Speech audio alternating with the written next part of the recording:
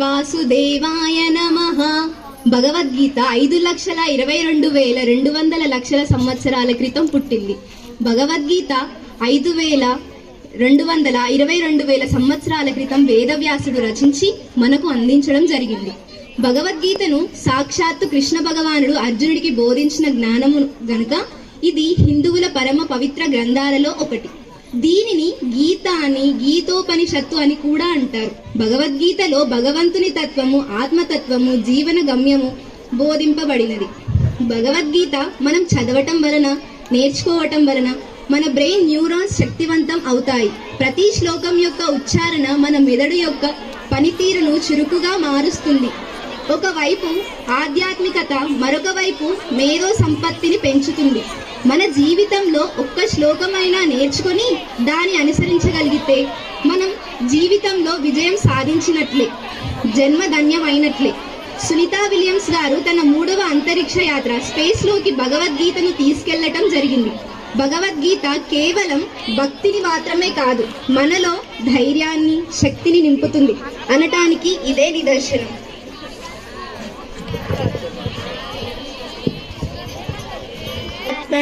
నమః.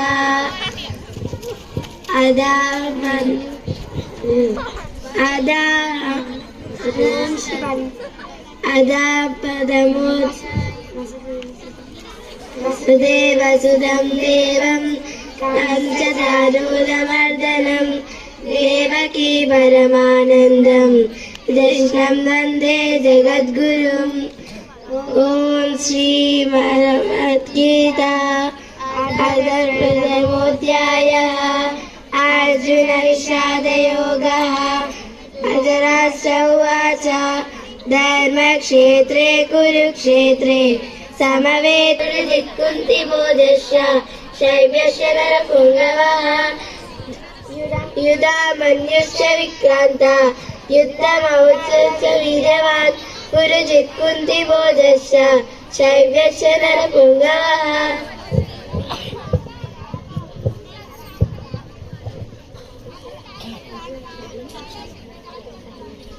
సతతయుక్తాయే భక్తా స్వాం పర్యుపాసతే ఏ చాప్యక్షరమవ్యక్తం తేషాం కే యోగవిత్తమః. శ్రీ భగవాన్ ఉవాచ మయ్యావేశమనో ఏ మా నిత్యయుక్తా ఉపాసతే శ్రద్ధయా పరయోపేత ते मे युक्ततमा मताः एकक्षरमनिर्देशं अव्यक्तं पर्युपासते श्रद्धया परयोपेता ते मे युक्ततमा मताः. क्लेशोऽधिकतरस्तेषाम् अव्यक्तासक्तचेतसाम् अव्यक्ता हि गतिर्दुःखं देहवर्तिवरवाप्यते. లోని 15వ అధ్యాయం 14వ శ్లోకం. అహం వైశ్వనరో భూత్వా ప్రాణీనాం దేహమాశ్రితః ప్రాణపాన సమాయుక్తః పంచామ్యన్నం చతుర్విధం. భావం: సమస్త జీవులలో ఉన్న వైశ్వనరుడిని నేనే. మీకు ఆకలిని కలుగజేస్తున్నది నేనే. మీరు తీసుకుంటున్న ఆహారాన్ని ఆరగిస్తున్నది నేనే ప్రయత్నపూర్వకంగా.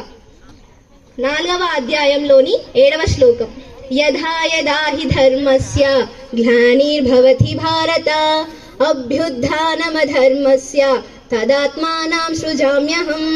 భావం: ఓ అర్జున, ధర్మమునకు హాని కలిగినప్పుడును అధర్మము పెచ్చు పెరిగిపోతున్నప్పుడు నన్ను నేను సృజించుకొందును, అనగా సాకార రూపముందో ఈ లోకమును అవతరింతును అని శ్లోకం.